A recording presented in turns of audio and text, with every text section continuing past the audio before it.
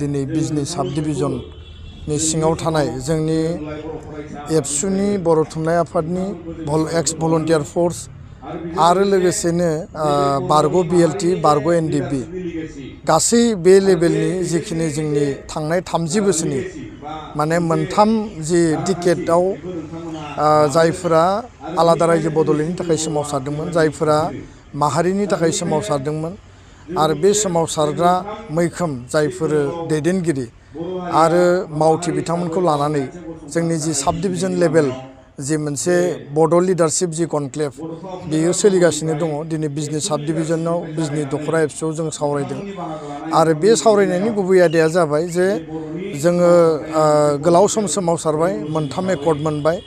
2020 मायथाइनि जि एकर्ड, बे एकर्डनि इमप्लिमेन्टेसना आथिखालाव मा अबस्थायाव दङ, बेसेबां इमप्लिमेन्ट जाखो आरो बेसेबां जाबावनांगौ दङ। इमप्लिमेन्टेसना सोलिगासिनो दङ, खिन्थु जोङो स्ल' जादों होनना बुंदों आरो बेखौ लानानै भारत सरकार, आसाम सरकारखौ जोङो स्ट्रंलि नारसिनगासिनो दङ। आरो मोनसे हारि आरो माने जौगानांगौनि थाखाय बड'फानि जि मोनसे मोन्थोरमोन गेरेमसा माहारि मास्टार रेसनि बाथ्रा, बेखौ जोङो जुदि मोगथाङाव जाफुंसार होनांगौबा आरो जोंनि आल्टिमेट जि गल, जि मोनसे जोंनि गुबै जि थांखि, बै थांखिसिम सौहैनांगौनि थाखाय आरोबाव मा मावबावनांगौ दङ। आथिखालनि दैदेनगिरि, आगुनि दैदेनगिरिफोरनि गेजेराव मोनसे जोंनि गेजेराव शेयारिं अफ आइडियास, जोंनि बुजिलायनाय आन्डारस्टेन्डिंखौ जोङो क्लियार खालामनानै माहारि दानायनि थाखाय जायफोरा मैखोमै रल लाबाय बिथांमोननिफ्राय जों सुबुरुन दिनै आजावदों।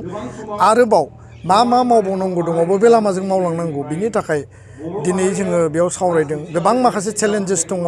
दिनै सान्थि परिबेस मोनबाय, मोनसे गोजोन गोरोबथा मोनबाय, खिन्थु चेलेन्जेस आरो मोगा मोगिया दाबो जोबाखै आरो गोबां फेक्टरा माहारिखौ दिनै इसिंजों बायजोजों दिनैसिमबो जोंखौ माने नासयनाय, गादबनाय, जोंखौ माने धंस' खालामनो नागिरनाय माखासे थासारिया टाइम टु टाइम जोंखौ जेब्लाबो आक्रमन खालामबोदों। दा बेखायनो हा हुनि रैखाथियानो होन, हारि हिसाबै थांना थानांगौनि बेलायाव दिनैनि राव थुनलाइनि बिथिङावनो होन आरो जोंनि सोलोंथाइखौ जौगाहोनांगौनि बेलायाव जिखिनि हाबा मावनांगौ दङ, बे बिथिंफोरखौ हाबा मावलांनायाव जोंनि जायफोरो सोमावसारनायाव मैखोमै रल लादोंमोन बिथांमोना मा फिल खालामदों, बिथांमोननियाव मा साननाय दङ, बेखौनो गुबैयै सावरायनायनि मोनसे एजेन्डा लानानै दिनै जों बेयाव थुबुर जादों।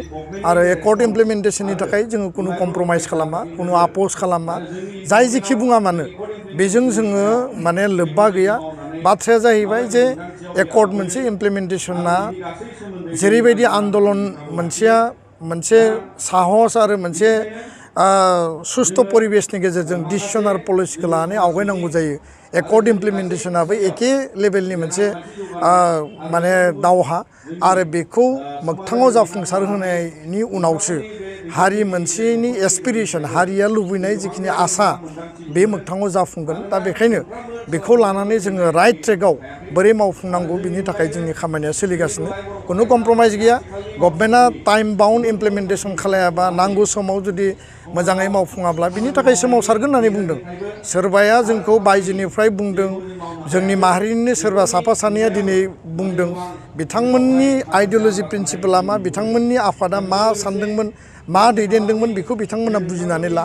एबसुआ खुनु गावनि ट्रेक, गावनि अन जि डिसिसननिफ्राय जोङो बिचलित जायाखै, जोङो दोरोदाखै। जोंनि जि मोनसे जाथि दानाय आरो जातीयताबाद आरो गेरेमसा माहारि मास्टार रेस आल्टिमेट गलसिम सहैनांगौनि थाखाय एबसुआ जेब्लाबो हाबा मावगोन आरो बे जोंनि फार्म डिसिसन, आं बेखौ दिनै क्लियारै बुंबाय।